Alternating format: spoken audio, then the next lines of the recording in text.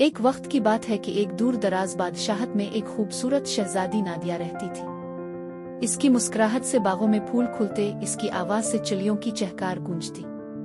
मगर उसकी जिंदगी में एक अजीब और गरीब राज था जो इसे हर वक्त परेशान रखता था। शहजादी नादिया के महल के बाग में एक पुरस्रार बली रहती थी। ये बली दिन के वक्त कभी नजर न आती, लेकिन रात के वक्त अचानक जाहिर होती। इसकी आंखों में अजीब सी चमक थी जो किसी को भी खौफजदा कर सकती थी। बली की हरकत और सकनात इस कदर पुरस्रार थीं कि महल के लोग उसके बारे में कई कहानियां बना। एक रात जब पूरी बादशाहत गहरी नींद में थी, शहजादी नादिया अपनी बालकोनी में खड़ी चांद की रोशनी का लुत्फ ले रही थी। अचानक इसने बाग में इस बली को देखा जो दरख्तों के दरमियान हरकत कर रही थी। इसकी चमकती आंखें नादिया को हैरान कर गईं।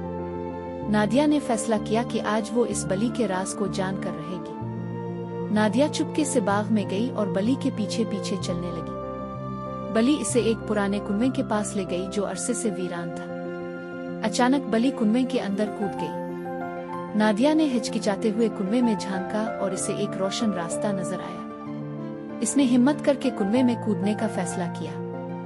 कुएं के नीचे नादिया को एक पुरस्रार सुरंग मिली जो एक जादुई दुनिया में ले गई।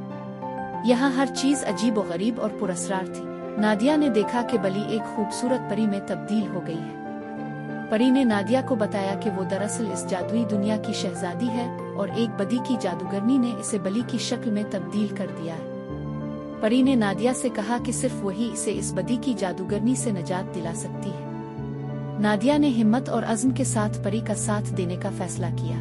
परी ने शहजादी को बताया कि जो जादूगर ने परी पर जादू किया है, इसका सिर्फ एक ही हल है और वो हल मुश्किल है, क्योंकि ये रात के अंधेरे में ही उसका हल मुमकिन हो सकता है कि जिस तरह मैं रात को बली बन जाती हूँ और बेबस हो जाती हूँ और दिन के वक्त में परी बन जाती हूँ, लेकिन मैं दिन के वक्त बाहर नहीं जा सकती। शहजादी, आप कुछ कीजिए। एक ऐसा जानवर है जो कि समंदर में होता है और रात को बाहर निकलता है और उसके मुंह के अंदर एक मोती है। वो मोती लाकर मुझे दे दो और मैं खुद ब खुद ही परी बन जाऊंगी। शहजादी पूछती है, वो कौन सा जानवर है? और परी कहती है, एक सफेद मछली जो रात के वक्त बाहर आती है और उसके मुंह के अंदर एक मोती है। किसी तरह वो मोती मुझे ला दो और जैसे ही मैं मोती पकड़ूंगी तो मैं फिर से परी बन जाऊंगी। और शहजादी अपनी बहुत बड़ी फौज के साथ समंदर के किनारे पर जाती है।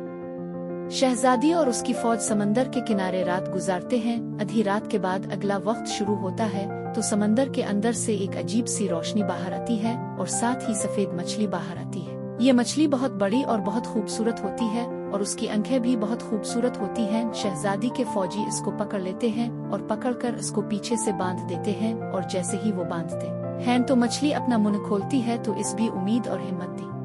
मछली अपना मुंह खोलती है तो उसके अंदर मुंह के अंदर की सफेद मोती होता है जो बहुत प्यारा होता है और जो फौजी होते हैं इसको मोती को पकड़ लेते हैं, हालांकि शहजादी को दे देते हैं। और शहजादी ये मोती लेकर बली के पास आती है और बली ये मोती पकड़ती है तो वो हमेशा के लिए परी बन जाती है। इस तरह सारा जादू टूट जाता है। परी नादिया को बहुत सारी दुआएं दे और शुक्रिया अदा करती है। नादिया वापस अपने महल आई और उसने अपनी जुर्रतमंदी की कहानी सबको सुनाई। इस रात के बाद वो पुरस्रार बली दोबारा कभी नजर न आए। नादिया की जिंदगी में अब मजीद खुशी और सुकून आ गया।